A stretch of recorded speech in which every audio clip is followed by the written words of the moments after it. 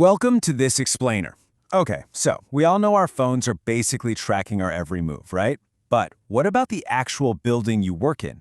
As it turns out, modern office spaces are incredibly smart, and they are quietly keeping tabs on exactly how, when, and where you work. Today, we're going to dive straight into the hidden digital footprint you leave behind at the office. Picture this. It's a scenario I'm sure is incredibly relatable for a lot of us. It's a typical week. You pull up to work on a Tuesday morning, coffee in hand, ready to absolutely crush the day.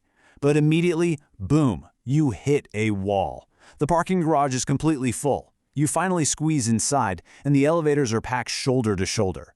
You get up to your floor, and literally every single meeting room is booked solid. You look around, and somehow there isn't a single open desk available. It's basically a universal rite of passage in the modern hybrid work era. So you're standing there in this crowded lobby or wandering around just looking for a spare chair, and you really have to wonder, did everyone just magically decide to show up today, or did the company somehow know this massive influx of people was about to happen? Well, here is the true WTF moment of this whole situation. Your company likely predicted this massive crowd before you even pulled into the driveway. And the bizarre truth is that there isn't some guy sitting at the front desk manually counting heads with a clicker. Instead, the building itself is gathering invisible data points. It's constantly collecting digital handshakes from your devices and even thermal signatures from your body. Your office is essentially a giant sensor network, and it knew you were coming. Let's break down how this actually works. There are basically 5 everyday signals that play here that combine to create a shockingly accurate map of office attendance. First up, badge access acts as a digital checkpoint, logging exactly when you walk in. Then you've got software for desk and meeting reservations that signal your intent to be there. But the real-time tracking? That's way more advanced. The Wi-Fi routers act as triangulation beacons, giving a live pulse of how many phones and laptops are in the building. Add in physical occupancy sensors, which often use passive infrared or thermal imaging, and the building can estimate how many physical bodies are in a room without actually needing to know anyone's name. Individually, these signals are just tiny clues, but together they form an incredibly powerful hidden system. To really wrap our heads around this predictive engine, let's just imagine tracking a moderately large company with, say, 5,000 employees. Back in the day, figuring out where all those people were was a massive logistical nightmare for facilities managers. But today, with a hidden network of sensors and software, tracking 5,000 individual movements is completely automated and basically instantaneous. Just look at how rapidly these isolated systems talk to each other to figure out that Tuesday is going to be packed. The workplace platform registers 1,800 desks reserved and 3,200 people scheduled in meeting rooms. Down in the garage, parking sensors note the lot is filling up super fast. At the front doors, badge swipes are spiking, while thermal sensors are literally lighting up across the floors. By instantly crunching all these distinct data points, the system doesn't just take a wild guess. It knows definitively that today is going to be a full house. And here's where it gets super cool. Knowing that thousands of people are in the building feeds directly into automated facilities decisions. It effectively turns the building into a living, breathing organism that reacts to your presence. The system can instantly schedule more cleaning crews for the busy bathrooms. It adjusts the HVAC zones, pumping extra AC into areas that are getting crowded and warm. It alerts the cafeteria to staff up and prep more food, and it helps IT anticipate meeting room demand so the tech actually works when you need it. The building literally adapts in real time. But, this data doesn't just solve the immediate problem of who's coming in today. When you have a system this sophisticated tracking every single badge swipe and Wi-Fi ping, it opens the door to a much more powerful, long-term question. How is the office actually being used, day in and day out?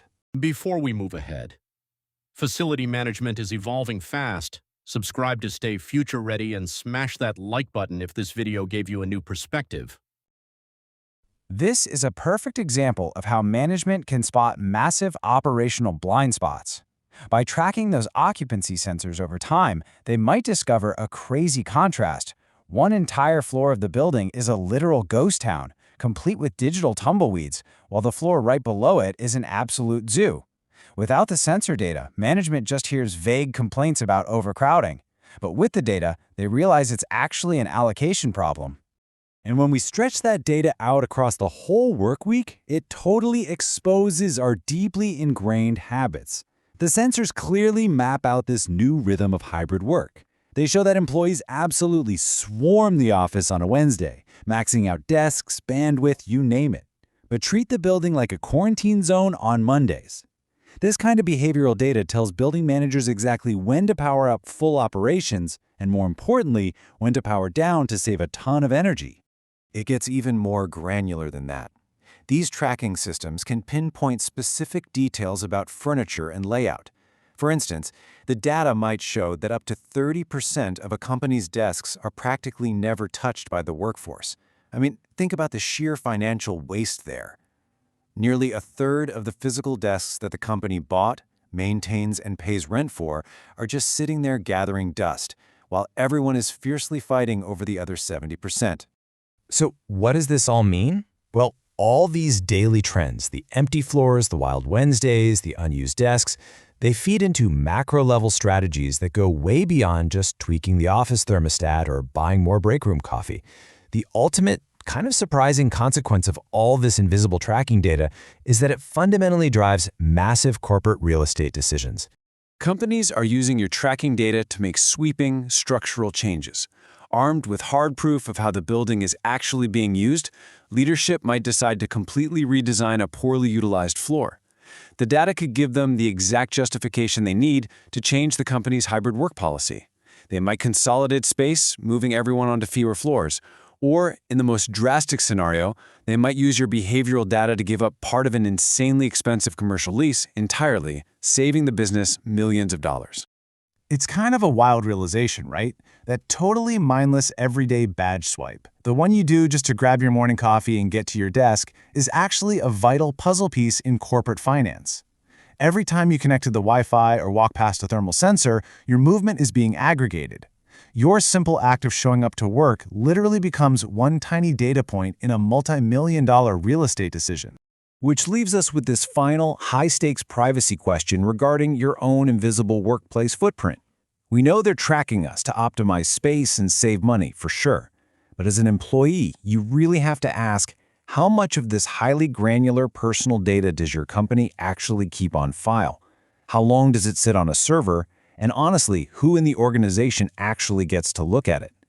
Something to chew on the next time you swipe your badge. The building is always paying attention. Thank you so much for joining me for this explainer. I hope it gave you a whole new perspective on your morning commute.